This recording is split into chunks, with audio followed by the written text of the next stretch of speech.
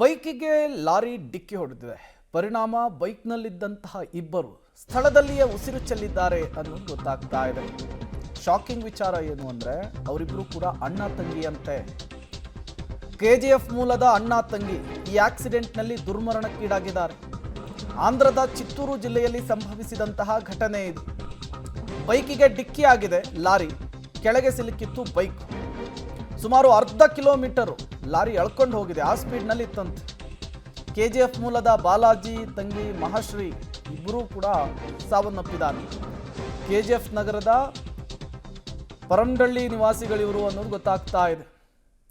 Lorry ಅಡಿ ಸಿಲುಕಿದಂತಹ ಮೃತದೇಹಗಳನ್ನು ಹೊರತೆಗೆಯೋದಕ್ಕೆ ಹರಸಾಹಸ ಪಡಬೇಕಾದಂತಹ ಪರಿಸ್ಥಿತಿ ನಿರ್ಮಾಣವಾಗಿತ್ತಂತೆ. ಹೆಂಗಿತ್ತು ಆಕ್ಸಿಡೆಂಟ್ನ ತೀವ್ರತೆ ಮತ್ತು ಭೀಕರತೆ ಅನ್ನೋದನ್ನು ದೃಶ್ಯ ನೋಡ್ತಾ ಇದ್ರೆ, ಆ ಲಾರಿಯ ಟೈರ್ ನಡಿಯಲ್ಲಿ ಸಿಲುಕಿದಂತಹ ಮೃತದೇಹವನ್ನು ತೆಗೆಯುತ್ತಿರುವಂತಹ ಸೀನನ್ನು ನೋಡ್ತಾ ಇದ್ರೆ ಗೊತ್ತಾಗ್ತಾ ಇದೆ. ಅರ್ಧ ಕಿಲೋಮೀಟರ್ ಎಳ್ಕೊಂಡು ಹೋಗಿರುವಂಥದ್ದು. ಡೀಟೇಲ್ಸ್ ಅನ್ನು ಕೊಡೋದಕ್ಕೆ ರವಿ ದೂರವಾಣಿ ಸಂಪರ್ಕದಲ್ಲಿ ಜಾಯಿನ್ ಆಗಿದ್ದಾರೆ. ರವಿ, ಹೇಗಾಯ್ತು ಆಕ್ಸಿಡೆಂಟು?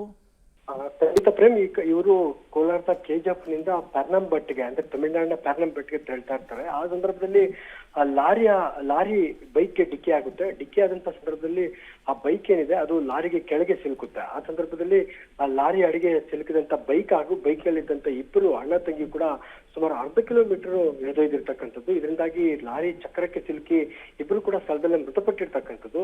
ನಿಜಕ್ಕೂ ನೋಡೋದಾದ್ರೆ ಇದೊಂದು ರೀತಿಯ ಭಯಂಕರ ಜೊತೆಗೆ ಭಯಾನಕ ಅಪಘಾತ ಅಂತಾನೆ ಹೇಳ್ಬೋದು. ಯಾಕಂದ್ರೆ ಆ ಲಾರಿ ಅಡಿ ಸಿಲುಕಿದಂತ ಮಹಿಳೆಯನ್ನ ತೆಗೆಯುವಂತ ದೃಶ್ಯ ನಿಜಕ್ಕೂ ಮನ ಕಲಕುವಂತ ಇರ್ತಕ್ಕಂಥದ್ದು.